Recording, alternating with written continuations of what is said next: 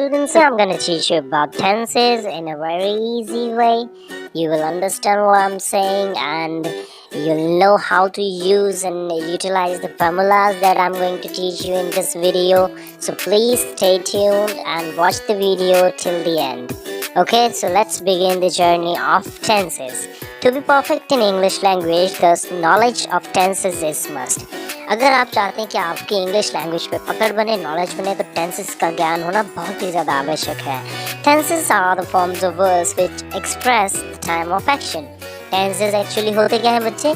ये होती हैं फॉर्म्स ऑफ वर्ब्स। जी हाँ, देखिए मैंने यहाँ पे आपको अंडरलाइन करके बनाया है। टेंसेस क्या होती हैं? फॉर्म्स ऑफ वर्ब्स, यानी कि क्रियाओं के प्रकार होते हैं which express the time of action, जो कि किसी भी एक्शन के टाइम को रिप्रेजेंट करते हैं। जैसे कि he goes, he went, he will go। अगर आप यहाँ पे वर्ब्स को ऑब्जर्व करें तो वर्ब्स अलग अलग हुई हैं। इससे हमें अलग अलग कार्यों के बारे में पता लग रहा है कि कौन सा कार्य किस हिसाब से कौन से काल में हुआ।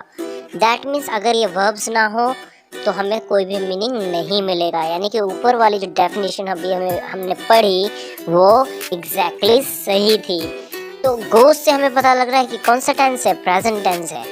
ये क्यों है वो मैं आपको आगे वीडियो में बताऊंगा। वेंट से हमें पता लग रहा है पास्ट टेंस है एंड विल गो से हमें पता लग रहा है फ्यूचर टेंस है। आप में से कईयों को ऑलरेडी पता भी होगा, बट जिनको नहीं पता है वो वीडियो को लास्ट तक देखना, तो आपको भी रिकॉग्नाइज करना आ जाएगा। चलिए टेंसेस की ट्री की ओर चलते हैं। बेसिकली बच्चे टेंस हमारे पास होते हैं तीन टाइप के, प्रेजेंट, पास्ट एंड फ्यूचर। और प्रेजेंट, पास्ट और फ्यूचर की 4 सब टाइप्स होते हैं, यानी कि कुल मिला के टोटल हो जाते हैं 12।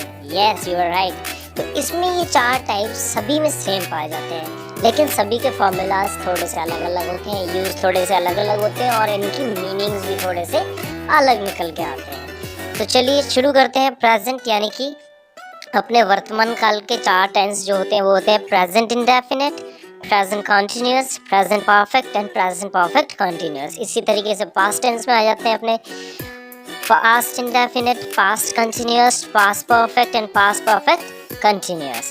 इसी तरीके से future indefinite, future continuous, future perfect and future perfect continuous। ये तो हो गया आपकी टेंस ट्री। ओके, अब चलते हैं आगे। हम लोग इस वीडियो के अंदर हम सिर्फ 4 टेंसेस के बारे में पढ़ने वाले हैं, लेकिन इन टेंसेस को शुरू करने से पहले मैं आपको बता दूं कि टेंसेस को समझने के लिए वर्ब्स की नॉलेज का होना भी बहुत ज़्यादा इम्पोर्टेंस रखता है, because it expresses the happening और डूइंग ऑफ एन एक्शन, क्योंकि इसी से हमें किसी भी एक्शन के होने का पता चलता है। तो बच्चे वर्ब्स जो होती हैं वो मेनली 4 टाइप की होती हैं, first form, second form, third form and ING form. Basically आपने ये पढ़ी हुई है, लेकिन इनको वैसे क्या बोलेंगे आप? Present form of verb, past form of verb, past participle form of verb या present participle form of verb. तो ये 4 टाइप्स आपको पता होने चाहिए, इसकी जानकारी आपको होना बहुत आवश्यक है। इसके लिए मैं आपको अभी स्क्रॉल करके कुछ वर्ब्स दिखाने वाला हूँ जिनको आपको याद करना है और अपनी नोटबुक में नोट डाउन भी करना है। These are the forms of verbs. Video को पॉज करके आप लोग इन्हें नोट डाउन ज़रूर कीजिएगा। ओके, फर्स्ट पार्ट में इतना ही करेंगे हम, फॉर्म्स ऑफ वर्ब्स और कुछ रूल्स समझाऊंगा, बस इतना ही। अब देखिए आप, first form, second form, third form and present participle आपको आईएनजी फॉर्म दिखाई दे रही है स्क्रीन पे, जैसे कि go, went, gone and going. Okay, इसी तरीके से कुछ वर्ब्स यहाँ स्क्रीन पे दिखाई दे रही हैं। 1 बाय 1 मैं स्क्रॉल कर रहा हूँ धीरे धीरे। इनमें से आपको सारी की सारी ये वर्ब्स अपनी होमवर्क नोटबुक के अंदर लिख लेनी है, बिकॉज ये वर्ब्स आपको बहुत ज़्यादा हेल्प करने वाली हैं sentence formation and understanding the tenses concept better. Okay, यानी कि आप टेंसेस को बेटर वे में इस कॉन्सेप्ट को समझ सकें, इसलिए इन वर्ब्स को याद करना बहुत ज़्यादा नेसेसरी है। Now let's move on the second concept. Tenses को समझने के लिए दूसरी जो नॉलेज अपने को होनी चाहिए वो होती है number and person of subject. जी हाँ, number and person of subject. What does that mean? इसका मीनिंग क्या है मैं समझाता हूँ। जो सब्जेक्ट होता है ना बच्चे अपने सेंटेंस के अंदर, वो बेसिकली वर्ब से रिलेटेड होता है। तो सब्जेक्ट के अनुसार क्या लगती है? वर्ब लगती है। और सब्जेक्ट 2 टाइप के होते हैं, एक तो होते हैं नंबर पे बेस्ड, एक होते हैं पर्सन पे बेस्ड। नंबर पे बेस्ड इनके दो क्लासिफिकेशन है, यानी कि सिंगुलर नंबर सब्जेक्ट्स में डिवाइडेड है ये और प्लूरल नंबर सब्जेक्ट्स में डिवाइडेड है। जैसे कि आई सिंगुलर, इसका प्लूरल हो जाता है वी। ओके, इस तरीके से ही शी का हो जाता है यू। ओके, और बाकी एट, राम, श्याम, ये नेम आगे सिंगुलर एंड इसी तरीके से दे, राम, राम एंड श्याम। यहाँ पे आप देखेंगे राम एंड श्याम है, यानी कि दोनों को एंड कंजंक्शन से जोड़ दिया गया, यानी कि ये प्लूरल हो गया। Cows, pens etcetera. तो इस बेसिस पे डिवाइड करते हैं हम सब्जेक्ट को। दूसरा होता है पर्सन। अब पर्सन के बेसिस पे हमने इसे 3 पार्ट्स में डिवाइड किया है। 3 पर्सन होते हैं हमारे पास इंग्लिश में, first person, second person and third person. Screen पे आप देख पा रहे हैं, फर्स्ट पर्सन में आता है आपका आई एंड वी, सेकंड में आता है only you and third person के अंदर क्या आते हैं आपके प्रोनाउंस आते हैं ही, शी, इट, दे। और बाकी के जितने भी नेम एंड नेम्स होते हैं जो कि इंडेफिनेट हैं all other than I, we and you, वो किस में आ जाते हैं? थर्ड पर्सन सब्जेक्ट्स में आ जाते हैं। तो यानी कि मैं अगर कहूँ तो आई, वी और यू को छोड़ के जो भी बचे हुए सब्जेक्ट्स रह गए वो क्या है?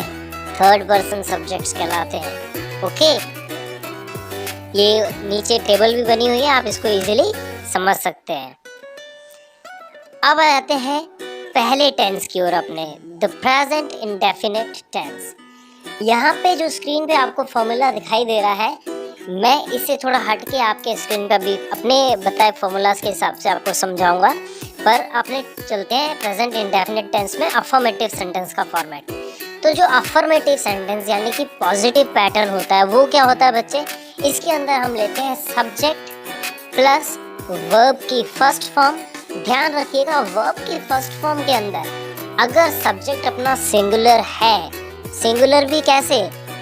सिर्फ थर्ड पर्सन सिंगुलर, यानी कि थर्ड पर्सन सिंगुलर अगर सब्जेक्ट है हमारा, तो हम तभी वर्ब के केस में एस और ई एस ऐड करेंगे, अदरवाइज नहीं करेंगे। जैसा कि आप देख सकते हैं शी के अंदर या ही के अंदर या राधा के अंदर या इट के अंदर, ये सभी थर्ड पर्सन सिंगुलर है और इस कारण से इनमें वर्ब में एस या ई एस ऐड हुआ है। अब एस और ई एस ऐड कैसे करते हैं ये मैं आपको बाद में बताऊंगा, पहले फॉर्मूले से समझते हैं। ठीक है, तो फॉर्मूला अपना नोट डाउन कर लीजिएगा, मैं अभी स्क्रीन पे आपको दिख रहा है। सबसे पहले लेते हैं हम सब्जेक्ट, अफर्मेटिव सेंटेंस कर रहे हैं इसका। फिर आता है बच्चे अपना वर्ब, वर्ब की कौन सी फॉर्म? फर्स्ट फॉर्म, उसमें प्लस करेंगे अगर सब्जेक्ट सिंगुलर है तो एस या E S. Okay, plus others, ध्यान रखना मैंने यहाँ अदर्स बोला है, ऑब्जेक्ट नहीं, ओ मतलब ऑब्जेक्ट नहीं है, अदर्स। अदर्स मतलब यहाँ पे आपका ऑब्जेक्ट भी आ सकता है, यहाँ पे आपके एडवर्बियल्स भी आ सकते हैं, यहाँ पे आपके कॉम्प्लीमेंट्स भी आ सकते हैं, यहाँ पे आपके प्रीपोजिशनल फ्रेजेस भी आ सकते हैं, इसीलिए यहाँ पे हमने क्या लिया है? अदर्स लिया है। ओके बच्चे, अब यहाँ पे कुछ एग्जांपल देख लीजिए, जैसे कि I go home, we go home. तो आई और वी, आई देखो सिंगुलर है, लेकिन सिंगुलर होने के बाद भी इसके साथ ई एस क्यों नहीं लगा? क्योंकि मैंने अभी आपको बताया third person singular subject.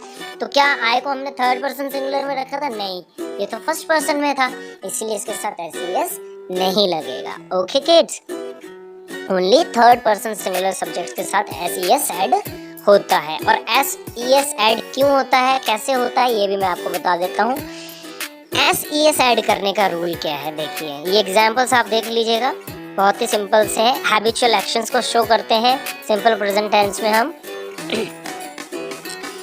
Rules of adding S और E S with the first person first form of verb, कैसे ऐड करते हैं? E S is added with those verbs which end with, अब ध्यान दीजिएगा, ई एस सिर्फ उन verbs के साथ ऐड किया जाता है जो वर्ब्स एंड होती हैं किस पे? एस एच पे, जैसे कि पुश, सी एच पे, एस एस पे, एक्स पे, ओ पे एंड जेड पे। अब ध्यान रखना, इन पे जो वर्ब्स एंड हो रही हैं उनके साथ तो हम क्या ऐड कर देंगे बच्चे? ई एस ऐड करेंगे। लेकिन इसके अलावा कोई भी वर्ड है जो इन वर्ड्स को छोड़ के किसी पे भी एंड हो रहा है, तो जैसे कि प्ले हो गया, वाई पे एंड हो रहा है, तो उसके साथ हम सिर्फ एस ऐड करेंगे और कुछ ऐड नहीं करेंगे। नीचे कुछ एग्जाम्पल्स दे रखे हैं, जैसे पुश, पुशेस, क्रॉस, ठीक है, इस तरीके से। अब देखिए कुछ केसेस में थोड़े से रूल्स बदल जाते हैं।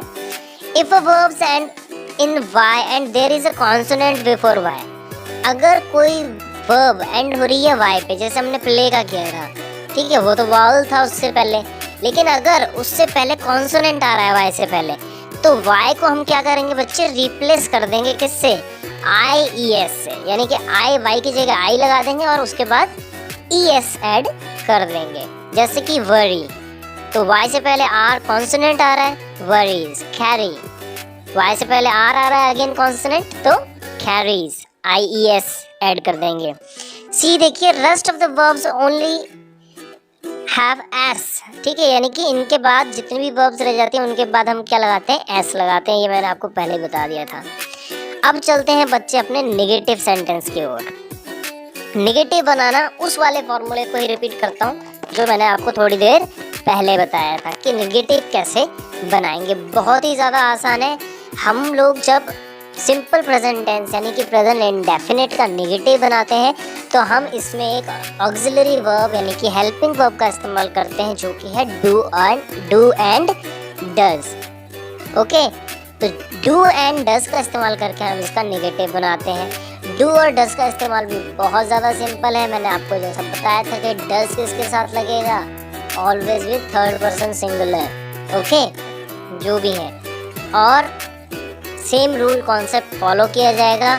वही डज में ई एस आ गया है तो ऑलरेडी हम लोग उसमें फिर आगे वर्ब में एस ई एस वाला रूल हटा देते हैं नेगेटिव बनाते वक्त। तो चलिए देखते हैं इसका पैटर्न क्या बन जाएगा। इसका पैटर्न बनेगा सब्जेक्ट प्लस डू और does according to the subject plus not plus first form of verb plus others. Clear? जैसे कि I do not go home, we do not go home, he does not go home। तो यहाँ देखिए singular subject के साथ क्या लगा, he, third person singular. Keep in mind I भी सिंगुलर है बट नहीं लग रहा है ना।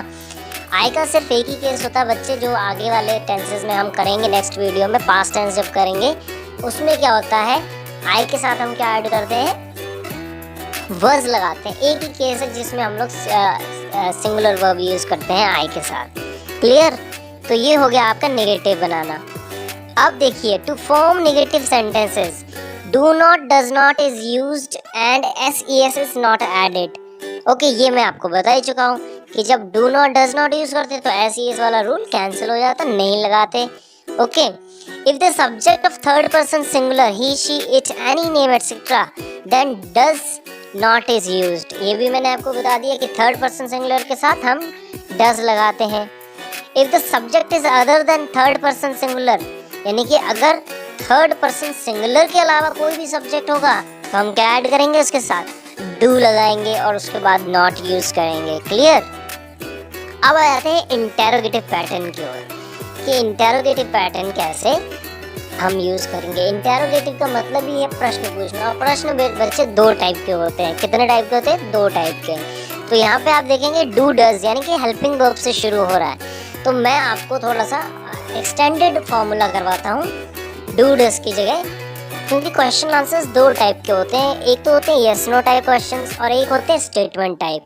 तो यहाँ पे जो फॉर्मूला दिया है वो तो यस नो टाइप पे ही काम करेगा, but what about statement type answers questions.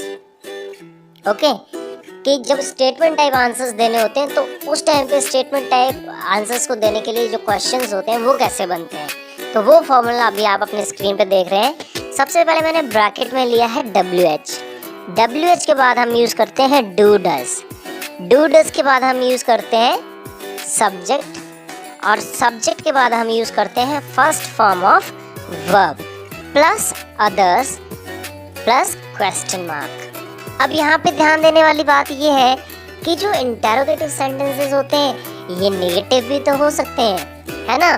तो नेगेटिव कैसे बनाना है वो मैं आपको एक छोटे से एग्जाम्पल से बताऊंगा। इसी फॉर्मूला के अंदर थोड़ा सा मॉडिफिकेशन करने से आपको नेगेटिव बनाना आ जाएगा।